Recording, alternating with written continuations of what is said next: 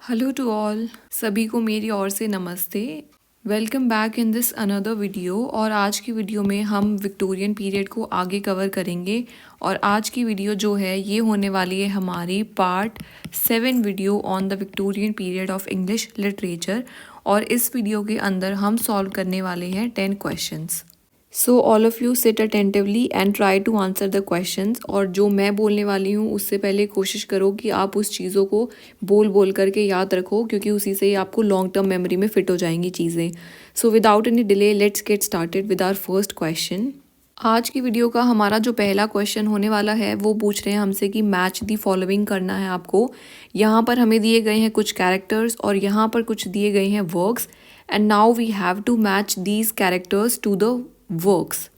तो सबसे पहले हम जानेंगे वर्क्स क्या हैं और वो किन्होंने लिखे हैं, ताकि आप अच्छे से आंसर्स को गेस कर पाओ।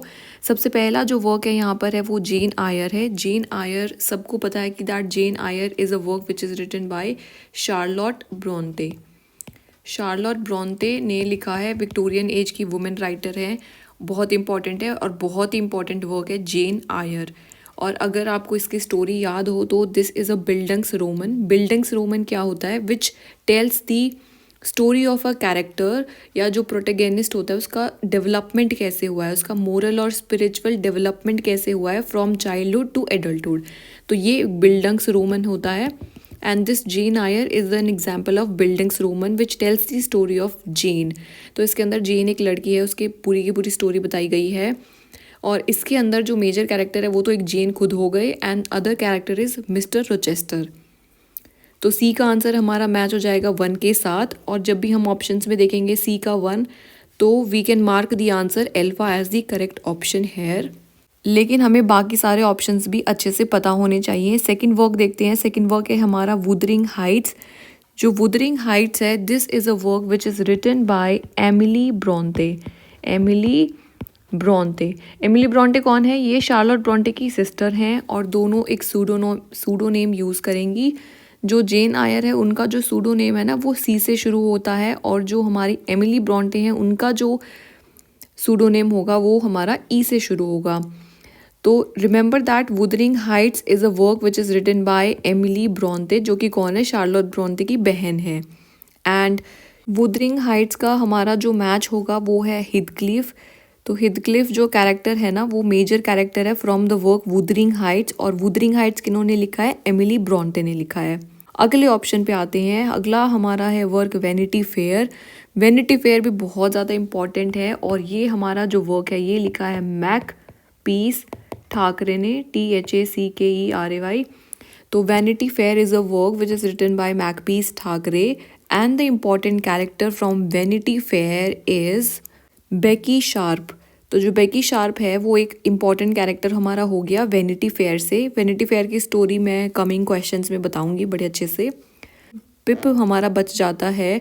और remember that Pip is a character from Pickwick Papers. Pickwick Papers क्या है? This is a first work of Charles Dickens. तो चार्ल्स डिकेंस एक ग्रेटेस्ट है हमारे विक्टोरियन राइटर का। जो पहला वर्क था वो है पिकविक पेपर, और जो पिकविक पेपर है उसमें से हमारा कैरेक्टर लिया गया है पिप का। इसके अंदर और भी मेजर कैरेक्टर्स हैं हमारे पिकविक पेपर्स में से जो आपको याद रखने हैं। जैसे कि एक कैरेक्टर इसमें है हमारा स्नॉड ग्रास, SNODGRASS, स्नॉड ग्रास। और अनदर कैरेक्टर इज जिंगल। तो जिंगल बेल्स से रिमेंबर, लाइक जिंगल बेल्स होता है, तो जिंगल एक कैरेक्टर हो गया, एक स्नॉड ग्रास हो गया, और एक जो पिप कैरेक्टर है वो पिकविक पेपर से लिया गया है, जो कि पहला वर्क था किनका? Bye Charles Dickens. एक बार फिर से हम सारे वर्क्स को रिवाइज करते हैं। जेन आयर हमारा हो गया है, शार्लोट ब्रोंते द्वारा लिखा है। Wuthering Heights is written by Emily Brontë. And Vanity Fair किन्होंने लिखा है? Guess the answer, it is Makepeace Thackeray. और पिकविक पेपर है हमारा चार्ल्स डिकेंस का। बहुत इंपॉर्टेंट वर्क्स हैं और इम्पॉर्टेंट कैरेक्टर है, और स्टोरी लाइन भी इक्वली इम्पॉर्टेंट है, याद रखना।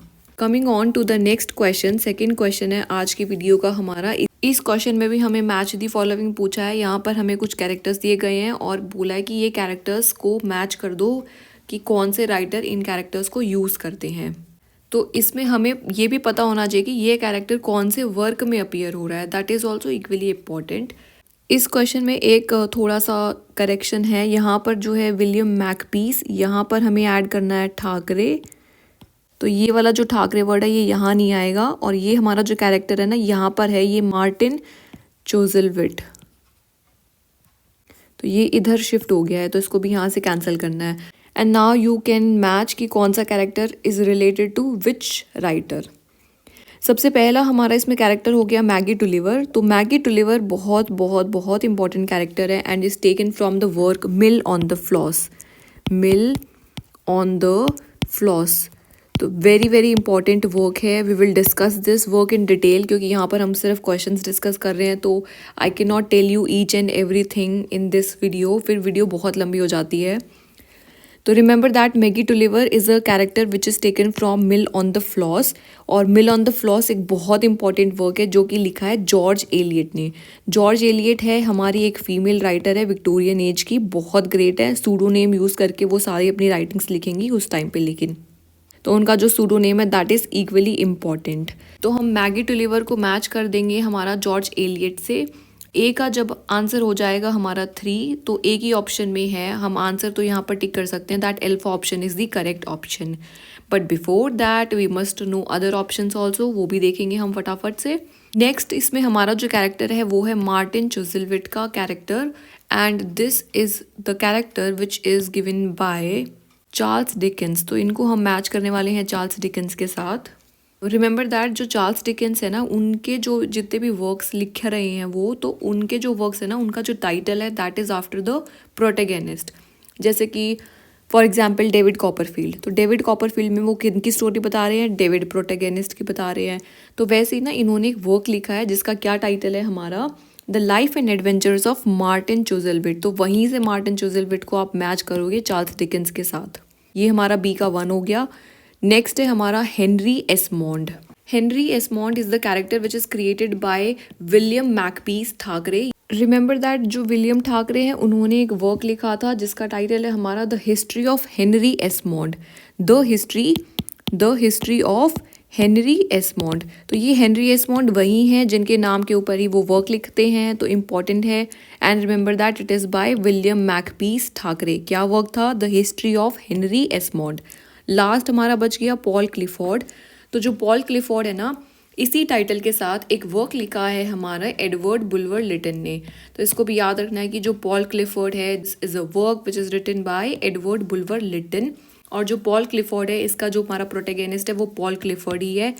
बस इसमें याद रखना कि जो पॉल क्लिफोर्ड है ना वो एक डुअल लाइफ जीता है, एक अच्छा कैरेक्टर के तौर पे और एक बुरे कैरेक्टर के तौर पे। तो पॉल क्लिफोर्ड मैच करेंगे हम एडवर्ड बुल्वर लिटन के साथ, और हमारा एल्फा सही आंसर हो जाएगा इस क्वेश्चन का। एक बार ना स्पीड में फिर से रिवाइज करेंगे।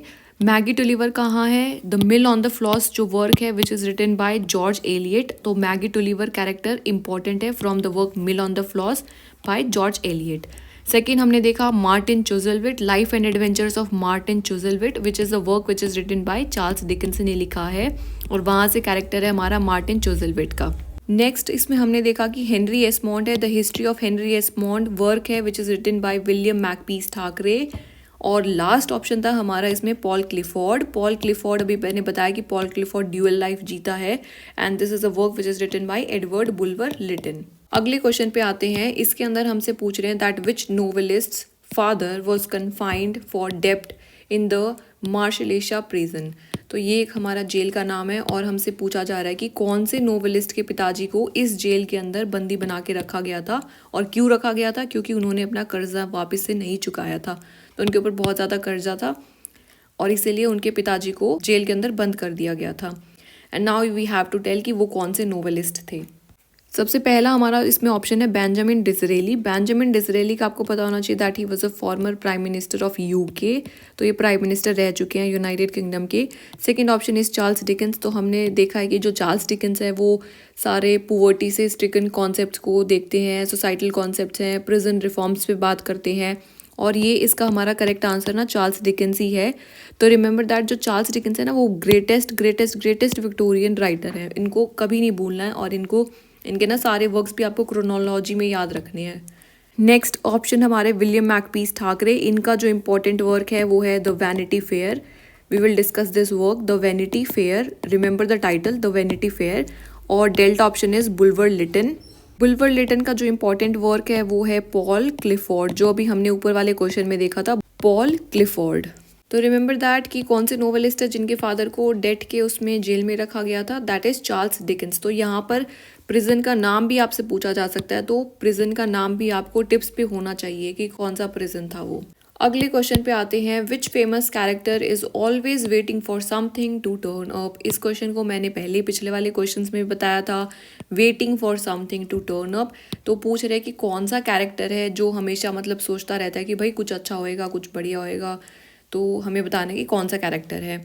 ये पहला अजीब सा ही कैरेक्टर दे रखा है, फिर है क्विलिप, फिर है पेकिंसनिफ एंड लास्ट कैरेक्टर इज मिकाओबर। और इस क्वेश्चन का हमारा जो आंसर है ना वो है मिकाओबर।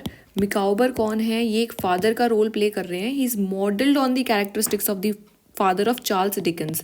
तो चार्ल्स डिकेंस हैं, उन्होंने एक वर्क लिखा, कौन सा वर्क लिखते हैं वो? David Copperfield. डेविड कॉपरफील्ड बहुत इंपॉर्टेंट वर्क है। और बिल्डिंग्स रोमन है ये, बिल्डंग्स रोमन।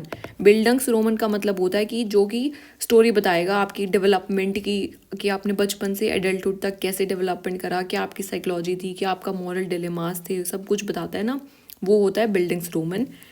तो डेविड कॉपरफील्ड है वो डेविड की स्टोरी है। डेविड हमारा इसके अंदर प्रोटैगनिस्ट हो जाएगा और चार्ल्स डिकेंस ने इस वर्क को लिखा है। इसके अंदर एक कैरेक्टर है ना मिकाओबर का, तो वो इसका फादर तो नहीं है exactly, but father like characteristics उसमें दी गई हैं इस कैरेक्टर के अंदर। तो इसीलिए यही जो हमारा मिकाओबर जो कैरेक्टर है ना, which is based on the characteristics of the father of Charles Dickens, बार बार उसमें बोलते रहते हैं that he is waiting for something to turn up, और बोलते हैं कि that something good will happen. Coming on to the next question, इसके अंदर हमसे पूछा है, डिकेंस के ऊपर क्वेश्चन है, यानी कि चार्ल्स डिकेंस से रिलेटेड है। हैज़ अटैक्ड सम लीगल और social evil in most of his novels and we have to identify now. तो वो हमसे पूछना चाहते हैं कि जो चार्ल्स डिकेंस है ना, उन्होंने अपने वर्क्स में जितने भी उन्होंने नॉवेल्स लिखे हैं ना, वो उसमें किसी ना किसी चीज़ के बारे में बात करते हैं। तो हमें मैच करना है कि कौन सा वर्क है किस चीज़ के बारे में बात करता है।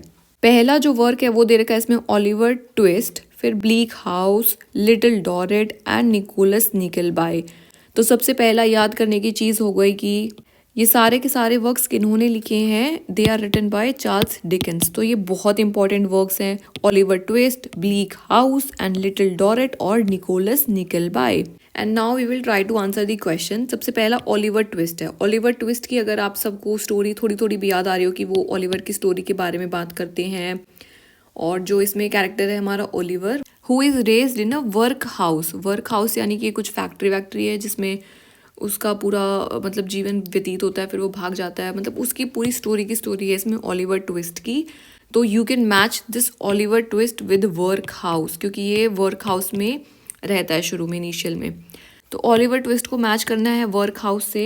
एंड ऑल्सो रिमेंबर दैट इसमें जो ओलिवर है ना, उसको पनिशमेंट मिलती है एक चीज़ के लिए, तो वो हमें बताना होता है कि कौन सी चीज़ के लिए ओलिवर को पनिशमेंट मिलती है। जब वो और खाना मांगता है ना अपने वहाँ पर, तो और उसके लिए उसको पनिश किया जाता है। तो वो बोलता है कि that I want more, I want more. More मतलब ही वॉन्ट मोर फूड, और उस चीज़ के लिए उसको पनिशमेंट भी दी जाती है। तो this is also question which has been already asked in the previous exams. तो ओलिवर ट्विस्ट को आपने मैच करना है वर्क हाउस से। सेकेंड है हमारा इसमें ब्लीक हाउस। ब्लीक हाउस के अंदर हमारा डिस्कशन होता है, चैंसरी कोर्ट्स का मेंशन दिया जाएगा इसमें। It is a satire on the justice system. तो जस्टिस सिस्टम के ऊपर ये एक हमारा सटायर है, ये भी आपको याद रखना है। और बहुत इंपॉर्टेंट वर्क है ना, इसकी समरी देखनी है, इसकी भी समरी देखनी है, एकदम इतनी इतनी इतनी सुपर डुपर इंपॉर्टेंट है। और ब्लीक हाउस में से बहुत सारे और भी क्वेश्चंस बनते हैं, वो हम देखेंगे आगे, पर अभी याद रखना कि ब्लीक हाउस में है हमारा चैंसरी कोर्ट्स के बारे में बात करी गई है। अगला ऑप्शन है हमारा लिटिल डॉरेट। लिटिल डॉरेट के अंदर क्या है? It talks about the imprisonment for the debt. तो सी को मैच करेंगे हम 1 से। और लास्ट हमारा बच गया निकोलस निकलबाय, जिसमें कि बात करी जाती है एक्सप्लॉयटेशन ऑफ द प्यूपिल्स का। अब आप इसमें अपना आंसर मैच कर सकते हो। तो जब हमने ए को मैच कर दिया 2 से, हमारा यहाँ पे आंसर एल्फा ही है। तो आपको सबका प्लॉट पता होना चाहिए कि किस वर्क में डिकेंस किस चीज़ पे अटैक करेंगे। तो एक बार फिर से रिवाइज करेंगे स्पीड में। ओलिवर ट्विस्ट में किस चीज़ पे बात करे जा रही है? वर्क हाउस के ऊपर बात है। ब्लीक हाउस में क्या है हमारा? चैंसरी कोर्ट्स के ऊपर डिस्कशन हो रहा है। दोनों की समरी आपको बिल्कुल डिटेल में पढ़ लेनी है, ओलिवर ट्विस्ट को एकदम डिटेल में, ब्लीक हाउस को एकदम डिटेल में। लिटिल डॉरेट और निकोलस निकलबाई को थोड़ा थोड़ा सा मतलब एक एक लाइन में पढ़ लेना कि भाई क्या क्या है, बेसिक मुद्दा क्या है। लिटिल डॉरेट का कुछ नहीं है स्टोरीज में, बस भाई इम्प्रिजमेंट फॉर द डेट के बारे में बात करी जा रही है। इसमें वही जेल मेंशन है जिस जेल के अंदर चार्ल्स डिकेंस के पिताजी को रखा गया था जब वो डेट नहीं पे कर पाए थे वापस से। लास्ट है हमारा इसमें निकोलस निकलबाई, ये बहुत ही माइनर सा वर्क है, उतना फेमस नहीं है। इसके अंदर है हमारा एक्सप्लॉयटेशन ऑफ द पीपल्स। और निकोलस निकलबाई की जो स्टोरी है वो है, it talks about a young man who must support his mother and sister after the death of his father. तो ये स्टोरी है कि भाई निकोलस निकलबाई सपोर्ट करेगा अपने परिवार को, एक्सप्लॉयटेशन ऑफ द पीपल्स का कुछ कुछ बेस्ड है। तो learn this question here and now. अगले क्वेश्चन पे आते हैं, इसमें हमसे पूछ रहे हैं कि that we find the character of Mister Bumble. तो पूछा जा रहा है कि जो मिस्टर बम्बल कैरेक्टर है वो कौन से वर्क में है। पहला हमारा ऑप्शन है ओलिवर ट्विस्ट, सेकंड ऑप्शन है निकोलस निकलबाई जिसमें कि निकोलस निकलबाई की ही स्टोरी बताई गई है। अगला है मार्टिन चुज़लविट, छोटा सा ही वर्क है, मतलब it talks about the life and adventures of Martin. अगला ऑप्शन है डेविड कॉपरफील्ड जो कि बहुत इंपॉर्टेंट वर्क है, और डेविड कॉपरफील्ड को एकदम डिटेल में मतलब जितना डिटेल में स्टोरी पढ़नी है पढ़ लो, बड़ी अच्छे से पढ़ लो, कैरेक्टर्स भी देख लो इसके डेविड कॉपरफील्ड के। अब हमें बताना है कि मिस्टर बम्बल कैरेक्टर कौन से वर्क से है। इसका हमारा जो करेक्ट आंसर है वो है ओलिवर ट्विस्ट। तो ओलिवर ट्विस्ट भी बहुत इंपॉर्टेंट वर्क है जो कि स्टोरी है ओलिवर की। ओलिवर इसमें एक ऑर्फन बॉय है, O for Oliver, O for orphan, और ये वर्क हाउस में बेस्ड है, फैक्ट्री में काम करता है, फिर बाद में वहाँ से भाग जाता है, अदर जुवेनाइल्स के साथ मिलता है, वहाँ पर जाकर के कुछ चोरी वोरी भी करता है, and in the end he is United with his family, Oliver twist. और उसमें से कैरेक्टर लिया गया है हमारा मिस्टर बम्बल। दो चीज़ें बहुत याद रखना कि दैट वर्क हाउस की हमारी सेटिंग है, वर्क हाउस की सेटिंग है, और इसके अंदर जो ओलिवर ट्विस्ट है ना वो जो है उसको पनिशमेंट मिलती है when he says that I want more food. तो जब भी वो फूड उसको एक्स्ट्रा चाहिए उसके लिए उसको पनिश किया जाता है। तो क्वेश्चन पूछा गया था कि ओलिवर ट्विस्ट को किस चीज़ की सज़ा मिलती है। तो दोनों चीज़ें इंपॉर्टेंट है, work house and the reason for his punishment. Coming on to the next question, which of the Dickensian's novel was left unfinished at the time of his death? तो बताना है कि अनफिनिश्ड वर्क कौन सा है Charles डिकेन का at the time of his death. Hard times तो इतनी बारी भाई हमने रीड भी करा है, इम्पॉर्टेंट वर्क भी है, तो ये तो उन्होंने पूरा ही कंप्लीट कर दिया था, तो ये तो आंसर नहीं होगा।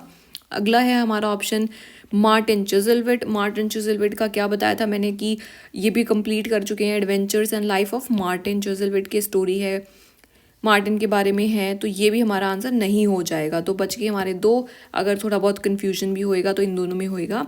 Alpha option says that the cricket on the hearth, और बीटा ऑप्शन है the mystery of Edwin Drood. तो इसका हमारा करेक्ट आंसर है beta option, the mystery of Edwin Drood. जो है ये एक मर्डर स्टोरी थी, मर्डर स्टोरी है, और यही उनकी इनकम्प्लीट है, मतलब he died before finishing this story. और जो एल्फा ऑप्शन है ना the cricket on the hearth, इसका जो फुल टाइटल है that is a fairy tale of home, a fairy tale of home, fairy tale है, FAIRY वाला फेयरी टेल है। एंड चार्ल्स डिकेंस ने इस वर्क के बारे में एक टिप्पणी भी करी है, उन्होंने इस वर्क को बोला कि that this work is quiet and domestic, QUIET, शांत वाला quiet and domestic, quiet and domestic बोला, इनोसेंट एंड प्रिटी बोला कि इनोसेंट भी है वर्क हमारा, प्रिटी भी है, क्वाइट भी है और डोमेस्टिक भी है, ये सारी उन्होंने बातें बोली for the work the cricket on the hearth. बस याद रखना कि भाई अब जो अनफिनिश्ड वर्क है वो the mystery of Edwin Drood है जो कि एक मर्डर स्टोरी है, MS मर्डर स्टोरी है, beta is the correct answer. चलते हैं अगले क्वेश्चन की और, which novel was Dickens favourite child. तो इसमें पूछा जा रहा है कि भाई कौन सा है जो चार्ल्स डिकेंस का फेवरेट कैरेक्टर है, उनके वर्क में से ही हमें बताना है। निकोलस निकलबाई की स्टोरी देखी थी अभी हमने, निकोलस की स्टोरी है उसके अंदर, बहुत मतलब इंपॉर्टेंट वर्क भी नहीं है, माइनर ही वर्क है। अगला है ग्रेट एक्सपेक्टेशंस, इसकी समरी पढ़ लेनी है, बहुत इंपॉर्टेंट है। डेविड कॉपरफील्ड बहुत बहुत बहुत इंपॉर्टेंट है, डेविड की स्टोरी बताएगा। और ओलिवर ट्विस्ट में हमने देखा कि ओलिवर की स्टोरी है जो कि वर्क हाउस में बेस्ड थी। इन तीनों वर्क्स को अच्छे से याद रखना, अच्छे से एकदम मतलब अच्छे से। इस क्वेश्चन का हमारा जो आंसर हो जाएगा ना वो है डेविड कॉपरफील्ड। डेविड कॉपरफील्ड उनका फेवरेट वर्क था क्योंकि वो ऑटोबायोग्राफिकल इन नेचर है, ऑटोबायोग्राफिकल है, मतलब कि उनकी खुद की जो जीवन की झलक है वो हमें देखने को मिलती है in the work David Copperfield. And David was the favourite child of the Dickens. Charles Dickens का जो कैरेक्टर है, जो उनका फेवरेट है, वो है हमारा David Copperfield. Coming on to the next question, इसमें हमसे पूछा है कि मैथ्यू आर्नोल्ड जो हैं एक पोएट थे और बहुत बड़े विक्टोरियन क्रिटिक हैं। इनका जो वर्क ऑफ क्रिटिसिज्म है ना, वो बहुत बहुत बहुत इंपॉर्टेंट है। आई कैन नॉट इवन एक्सप्लेन कि वो कितना इंपॉर्टेंट है। मैथ्यू आर्नोल्ड जो हैं वो पूछ रहे हैं कि that he preach the value of what. तो वो कौन सी वैल्यू में प्रीच करेंगे, मतलब बताएंगे कौन सी चीज़ को वो प्रमोट कर रहे हैं। पहला इसमें जो ऑप्शन है दैट इज़ हेब्राइज्म। हेब्राइज्म क्या होता है? It is derived from Hebrew, HEBREW। Hebrew क्या है? This is a language which is spoken by the Jewish community. Jewish community है ना, जो ज्यूज़ पीपल हैं वो ना हेब्रू लैंग्वेज यूज़ करते हैं और वहीं से टर्म आती है हेब्राइज्म। और हेब्राइज्म का मतलब है, क्योंकि जो ज्यूइश लोग हैं ना वो बिलीव करते हैं मोरल वैल्यूज़ में, राइटियसनेस में बिलीव करते हैं, यानी कि जो चीज़ ठीक है, मोरल है, एथिकल है, उन चीज़ों में वो ज़्यादा उनका मतलब झुकाव है उस तरफ। तो ये हेब्राइज्म हो गया। बीटा ऑप्शन है हमारा हेलेनिज्म। हेलेनिज्म जो है this is derived from Greek Helena, और इसका ओरिजिन हमारा ग्रीक हो गया। इसका मतलब होता है टू गिव अ थॉट, मतलब एजुकेट करना, पढ़ाई करना, that is Hellenism. Charlie option is Philistinism. Philistinism का मीनिंग होता है टू बी मटीरियलिस्टिक और डिस्टेस्ट इन दी आर्ट, जो मतलब आर्ट को रिजेक्ट करता है, जिसको आर्ट और कल्चर पसंद ना हो, बहुत ही मटीरियलिस्टिक इंसान है, फिलिस्टिनिज्म उसको बोलते हैं। And none of the above. अब हमें बताना है कि जो मैथ्यू आर्नोल्ड है ना वो किस चीज़ को प्रीच करते हैं। इसका हमारा जो करेक्ट आंसर है that is Hellenism according to this question. और आगे हम ना इसको थोड़ा डिटेल में पढ़ेंगे क्योंकि उन्होंने हेब्राइज्म, हेलेनिज्म और फिलिस्टिनिज्म तीनों चीज़ों के बारे में बात करी है अपने एक वर्क में। अगले क्वेश्चंस में हम देखेंगे। खैर, तो remember that Matthew Arnold he preached the value of Hellenism. Coming on to the last question of today's video, इसमें पूछ रहे हैं कि that the predominant mood in Arnold's poetry is that of what. Arnold, हमने देखा कि Matthew Arnold poems लिखने वाले हैं बहुत सारी, जैसे कि थायरेसिस है, फिर उनकी डोवर बीच है, बहुत इंपॉर्टेंट पोएम है डोवर बीच। और हमें बताना है कि उनकी जो पोएट्री है ना वो उसमें कैसा मूड रहता है उनका। इज़ इट जॉय, क्या वो खुशी खुशी से मतलब पोर्ट्रे कर रहे हैं खुशी खुशी को, या फिर वो दुख दर्द पोर्ट्रे कर रहे हैं, मेलनकली है। ऑप्टिमिज्म होता है कि चीज़ों को अच्छे तरीके से दिखाना, मतलब being optimistic, seeing the positive side of the things, that is optimism. और पेसिमिज्म इसका बिल्कुल इंटोनियम है कि बिल्कुल पेसिमिस्टिक हो जाना, यानी कि सिर्फ बुरी चीज़ें देखना, पेसिमिज्म।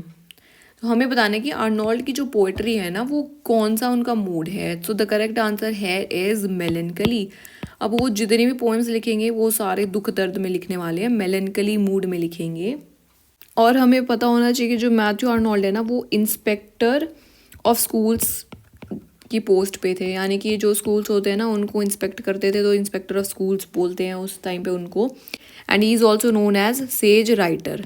सेज राइटर, सेज कौन होता है? One who is very wise. There is a difference between being intelligent and being wise. तो ये सेज राइटर है, यानी कि वाइज। वाइज मतलब जिनको ज्ञान भी है और ज्ञान के साथ उन्होंने एक्सपीरियंसेस भी गेन कर रखे हैं, और उनको मतलब बहुत ही he can use that intelligence into his actual life. तो विजडम मतलब वाइज हो जाना, तो that is called a sage. और मैथ्यू आर्नोल्ड को हम सेज राइटर भी बोलते हैं। So that's all for this video. I hope all these 10 questions are clear to you all. Never fail to do exercise because it is very very very very important. Health को आप कभी भी compromise नहीं कर सकते हो। Daily exercise करनी है, या फिर आप योगा कर लो, या फिर आप रनिंग कर लो, मतलब कुछ ना कुछ तो करना ही है। पूरे दिन में हमारे पास 24 घंटे होते हैं, उसमें से आप 2 घंटे आराम से अपने लिए दे सकते हो, मतलब your health, for your physical well being. It is equally important. और डिवाइसेस यूज़ करते time please blink your eyes and give them rest because they are so important. और हम हमेशा अपने आइज़ को नेग्लेक्ट करते रहते हैं, हम हमेशा हर एक चीज़ को ही नेग्लेक्ट करते रहते हैं, नॉट द आइज़। तो अपना हेल्थ मेंटेन करनी है। Drink ample of water, Stay fit. Goodbye to all. I'll see you in the next video.